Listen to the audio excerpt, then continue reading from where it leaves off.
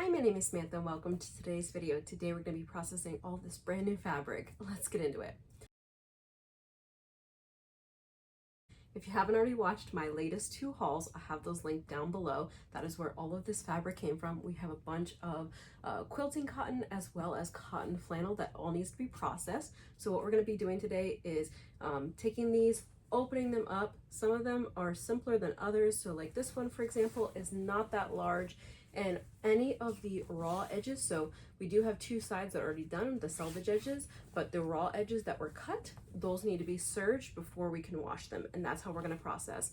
And some of these bigger pieces need to come off the bolt. We need to get rid of the bolts, and then some of them also have pins in them or little labels. So we need to get all of the pieces off, open them up, serge them on all the raw edges, so then we can wash them. I am going to be washing these in batches of like colors. For example, there's a lot of this lighter blue, so all of those will go in a batch together. Reds will go together. That way, if there is any bleeding, it's not that big of a deal. I'm also going to use color catchers in the wash to make sure that it doesn't bleed. So without further ado, let's get to serging.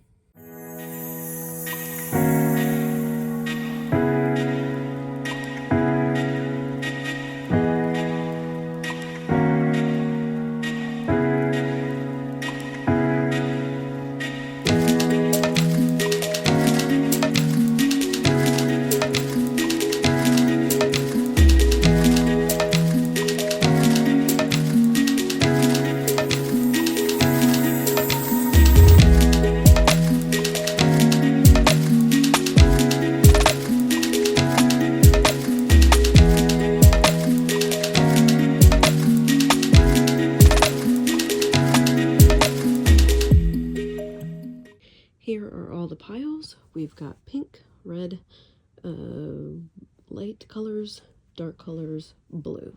So off to the washer. We are on day 3 of this project. So we have serged and washed and dried all of the fabric. The next step is to iron and cut it. This took 5 loads to do all of this. So it did take quite a while. It took 1 day to serge, 1 day to wash, and then maybe today and tomorrow we'll be ironing. I don't know. It's going to take me a while to iron.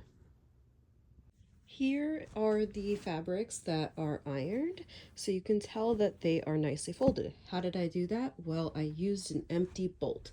So you can see that this one is ready to be ironed, and these ones need to be folded. So I folded them as nicely as I could out of the dryer, folding them selvage to selvage, and then just folding them up. And then I went over here, and I'm laying them out flat. I can't do it one-handed, but I'm going to lay this as flat as I can, use this bolt, and I'm going to wrap around this bolt, and then at the end, I'll just take the bolt and pull it out. That way when I go to iron it, it's really nice.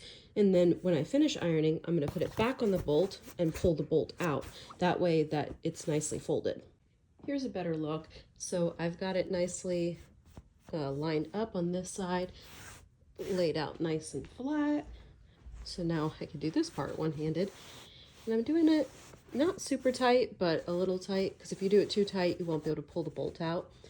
And I have these bolts because some of the fabric that I bought, I'm not gonna be able to pull this out one-handed, but some of the fabric that I bought came on a bolt. If you don't have any bolts, when you go to buy fabric next, I guarantee you, if you ask the Joann's, Hobby Lobby, Walmart, wherever you buy your fabric from, the small quilt shop, I guarantee you if you ask them for an empty bolt, they have more than enough to give you. Here is my kind of janky ironing setup. So in order to have more space, I put 3 of the empty bolts down, and then I have a cutting mat, and then I have my wool mat.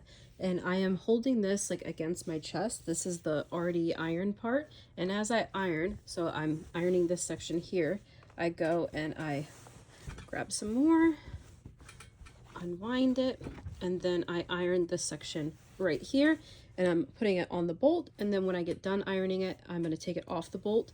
So these are the guys that have already been ironed. I already ironed all of the quilting cotton, and then I need to still iron all of these stacks, so still got a ways to go.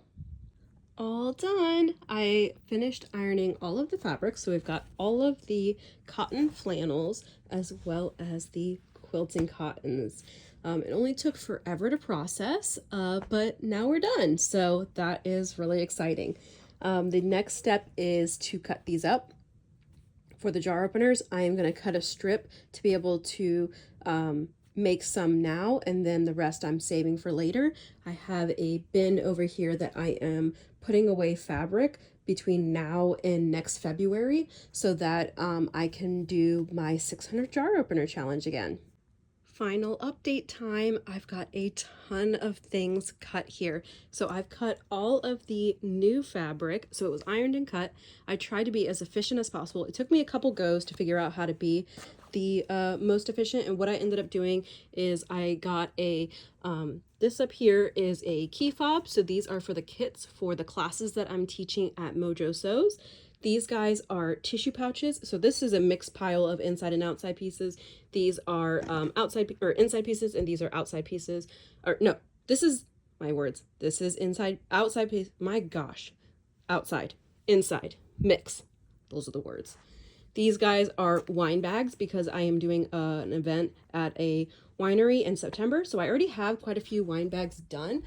I have all my show stuff over here. Let me set this down for 1 second. I have a ton of wine bags already done. So you can see here, like I have a ton. I think I have like 20 or so already done, but I want to have more so that at the winery I can have a bunch of wine bags available. And then, so in addition to all of the fabrics that I cut from the new fabric, I went to my scrap bins here. You can't even tell because they're so full, but I did use quite a bit of fabric from those piles to cut them up. These are scrunchies, once again, for the kits for my class, and then these guys are jar openers. So I was able to get quite a bit, and then these guys are the scraps. So my thought is, I have the little kit right here. So you're gonna get the hardware that you need, so in this case elastic, a matching thread, the pattern, and then 5 pieces of material. So where was I going with this? Oh, my thought is to have these. I don't know how to best display this, but I'm thinking on the front I could put like either on the outside or inside the plastic, I can put little pieces of example, because not only are these going to be for the classes, but I'm also going to have these for sale online and at my shows. And then here are the flannels, all ironed. They have not been cut up yet. If you want to know how much of this I'm going to end up cutting up for the show season, go ahead and check out my Do I Have Enough Inventory video, and that will tell you. But that is what I've got going on, so I have a lot of work to do. These are the projects I'm going to be working on. I personally find that if I have all the fabric cut, when I have bits of time to work in the sewing room, then I can get a project done faster. So these are what I'm working on. Let me know what you're working on in the comment section down below. Please don't forget to like and subscribe, and have a wonderful day.